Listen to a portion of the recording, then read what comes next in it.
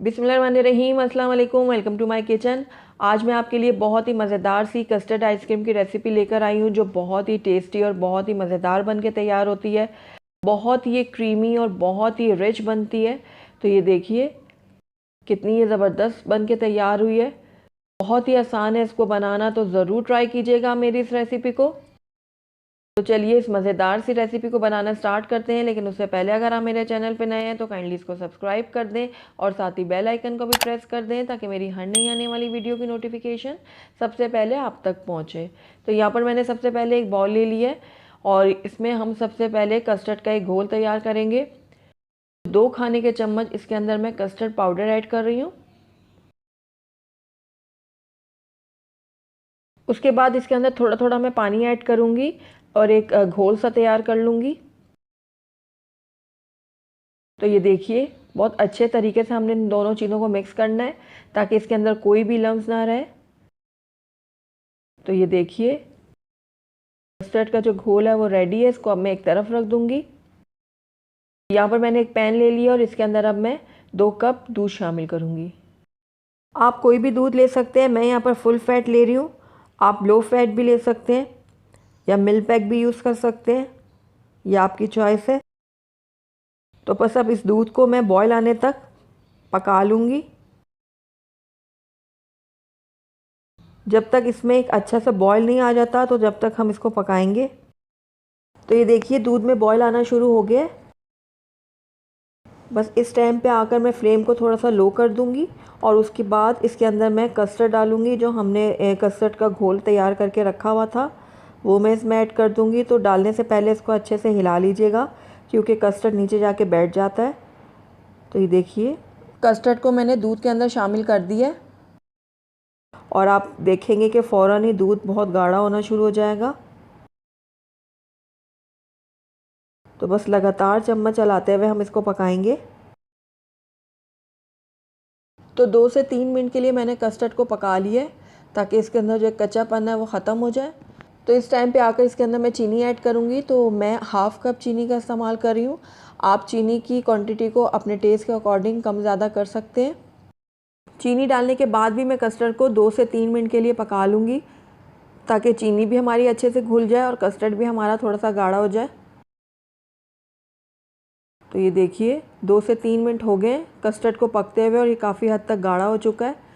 तो बस इस टाइम पे आकर मैं फ्लेम को बंद कर दूंगी और इसको थोड़ा ठंडा होने दूंगी। जब ये रूम टेम्परेचर पे आ जाएगा कस्टर्ड, तो इसको मैं फ्रीज़र में रख दूंगी और इसको अच्छे से चिल्ड कर लूँगी। हमने कस्टर्ड को जमाना नहीं है, उसमें आइस क्रिस्टल बिल्कुल भी ना बने। बस इसको हमने इतना ठंडा करना है कि ये अच्छे से चिल्ड हो जाए। तो कस्टर्ड जो है हमारा अच्छे से ठंडा हो गया रूम टेम्परेचर पर।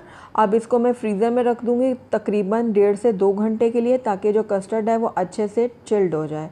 याद है कि हमने कस्टर्ड को जमाना नहीं है, बस इसको अच्छा ठंडा करना है। तो 1.5 से 2 घंटे में ये अच्छा ठंडा हो जाएगा। तो फिर उसके बाद हम नेक्स्ट स्टेप करते हैं। तो यहाँ पर मैंने एक बाउल ले लिया और इसके अंदर अब मैं 1 कप व्हिपिंग क्रीम शामिल करूँगी। व्हिपिंग क्रीम भी बहुत मैंने अच्छी चिल्ड ली है। क्रीम जितनी ठंडी होगी उतनी इसके अंदर स्टिफ पीक्स बनेंगी। इनको बीट करने के लिए मैं यहाँ पर बीटर का इस्तेमाल कर रही हूँ। आप चाहें तो हैंड विस्कर की मदद से भी इसको बीट कर सकते हैं, लेकिन उसमें टाइम ज़्यादा कंज्यूम होगा। आप क्रीम को ब्लेंडर जार में भी डाल के अच्छे से ब्लेंड कर सकती हैं। तो क्रीम को मैं अच्छे से बीट कर लूँगी। तकरीबन 4 से 5 मिनट लगेंगे मुझे क्रीम को बीट करने में। तो ये देखिए 4 से 5 मिनट हो गए हैं मुझे इसको बीट करते हुए, और आप देख रहे होंगे कि इसमें कितनी अच्छी सी स्टिफ पिक्स बन चुकी हैं। तो क्रीम हमारी अब बिल्कुल रेडी है। अब इसके अंदर हम कस्टर्ड ऐड करेंगे। तो ये 1.5 से 2 घंटे मैंने फ्रीज़र में रख दिया था कस्टर्ड को, और आप देख रहे हैं कि ये मज़ीद गाढ़ा हो चुका है। सारा कस्टर्ड मैं इसमें ऐड कर दूंगी, और आप ये भी देख रहे होंगे कि कस्टर्ड जमा नहीं है, बस अच्छे से हमने इसको चिल्ड किया है। तो सारा कस्टर्ड जो है वो मैंने क्रीम में शामिल कर दिया है। अब इसके अंदर 1/4 टीस्पून मैं येलो फूड कलर ऐड कर रही हूँ। कलर डालना बिल्कुल ऑप्शनल है, लेकिन अगर आप डालेंगे तो अच्छा इसका कलर आ जाएगा आइसक्रीम में। तो बस इन तीनों चीज़ों को मैं मिक्स कर लूँगी अच्छे से। तो बहुत अच्छे से हमने इन तीनों चीज़ों को मिक्स करना है। तो ये देखिए सारी चीज़ें अच्छे से मिक्स हो गई हैं। अब स्पैचुला की मदद से मैं सारी आइसक्रीम का जो मिक्सचर है इसको इकट्ठा कर लूँगी। ये देखिए इस तरीके से। अब इस आइसक्रीम को मज़ीद फ्लेवर देने के लिए मैं इसके अंदर थोड़ा सा ड्राई फ्रूट यूज़ कर रही हूँ, बारीक कटा हुआ, जिसमें मैंने पिस्ता, बादाम और थोड़े से काजू लिए हैं। ये बिल्कुल ऑप्शनल है, अगर आप ये नहीं डालना चाहते तो इसके बगैर भी आइसक्रीम बहुत ही टेस्टी और बहुत ही मज़ेदार बनेगी। तो बस अब ड्राई फ्रूट को भी मैं अच्छे से मिक्स कर लूँगी। तो सारी चीज़ें अच्छे से मिक्स हो गई हैं और आइसक्रीम का जो मिक्सचर है वो बिल्कुल रेडी है। अब इस टाइम पे आकर इसके ऊपर मैं फॉइल पेपर लगा दूँगी। आप चाहें तो कोई प्लास्टिक शीट भी लगा सकते हैं। तो इस तरीके से मैं फॉइल पेपर इसके ऊपर लगा दूँगी और उसके बाद 3 से 4 घंटे के लिए इसको मैं फ्रीज़र में रख दूँगी और उसके बाद हम उसका नेक्स्ट स्टेप करेंगे। तो 3 से 4 घंटे हो गए आइसक्रीम को फ्रीज़र में रखे हुए। तो अब मैं इसका फॉइल पेपर ऊपर से हटा देती हूँ। तो ये देखिए आइसक्रीम जो है वो तकरीबन आधी जम चुकी है। अब दोबारा से हम इसको बीट करेंगे। तो अच्छे से मैं सारी आइसक्रीम को बीट कर लूँगी। ये प्रोसेस करने से हमारी आइसक्रीम का जो टेक्सचर है वो बिल्कुल बाज़ार की आइसक्रीम के जैसे बनेगा। तो ये देखिए आइसक्रीम को मैं अच्छे से बीट कर रही हूँ। तो आइसक्रीम को मैंने अच्छे से बीट कर ली है।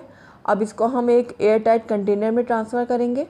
तो सारे आइसक्रीम के मिक्सचर को मैं इस एयर टाइट कंटेनर में डाल दूँगी।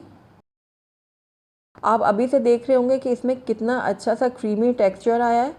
और अब सारी आइसक्रीम को मैं अच्छे से ऊपर सेट कर दूँगी।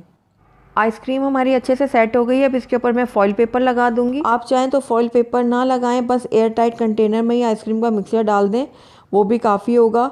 लेकिन मैं ज़्यादा सिक्योर करने के लिए इसके ऊपर लगा रही हूँ और उसके बाद इसका ढक्कन मैं बंद कर दूँगी। अब आइसक्रीम को आप 8 से 9 घंटे के लिए फ्रीज़र में रख दें। अगर आप बेहतर रिज़ल्ट चाहते हैं तो आप ओवरनाइट रखें तो ज़्यादा अच्छा रिज़ल्ट आएगा आइसक्रीम का। तो मैं यहाँ पर ओवरनाइट रखूँगी और उसके बाद इसकी मैं आपको फ़ाइनल लुक दिखाती हूँ। तो आइसक्रीम को मैंने ओवरनाइट रखा था फ्रीज़र में। तो आइए अब इसको हम चेक करते हैं। तो ये लीजिए ज़बरदस्त सी हमारी आइसक्रीम बनके तैयार है। तो आइए अब इसको हम सर्व कर लेते हैं। तो ये देखिए कितनी क्रीमी और कितनी ये ज़बरदस्त बनके तैयार हुई है आइसक्रीम हमारी।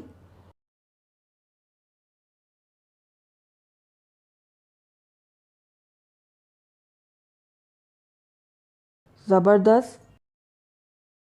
तो आइए हम आइसक्रीम को थोड़ा सा गार्निश कर लेते हैं। तो यहाँ पर मैं कुछ कटे हुए पिस्ते डाल दूँगी इसके ऊपर और कुछ कटे हुए बादाम डालूँगी और आखिर में इसके ऊपर मैं टूटी फ्रूटी डाल दूँगी। इससे हमारी आइसक्रीम और ज़्यादा टेम्पिंग लगेगी। अल्हम्दुलिल्लाह हमारी बहुत ही टेस्टी, बहुत ही मज़ेदार कस्टर्ड आइसक्रीम बनके तैयार है। आप यकीन जानिए ये बहुत ही मज़े की बनी थी, बहुत ही टेस्टी बनी थी। और इस वीडियो के बाद तो मेरे बच्चों ने ये सारी चट कर ली थी, बहुत ही सबको ये पसंद आई थी।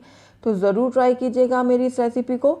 तो अगर आपको मेरी रेसिपी पसंद आई है तो इसको लाइक करें, अपने दोस्तों के साथ शेयर करें और अगर पहली दफ़ा मेरे चैनल पे आए हैं तो काइंडली इसको सब्सक्राइब भी कर दें और साथ ही बेल आइकन को भी प्रेस कर दें ताकि मेरी हर नई आने वाली वीडियो की नोटिफिकेशन सबसे पहले आप तक पहुँचे। और कमेंट करके मुझे ज़रूर बताइएगा कि आपको मेरी रेसिपी कैसी लगी। Thank you for watching. अल्लाह हाफिज़।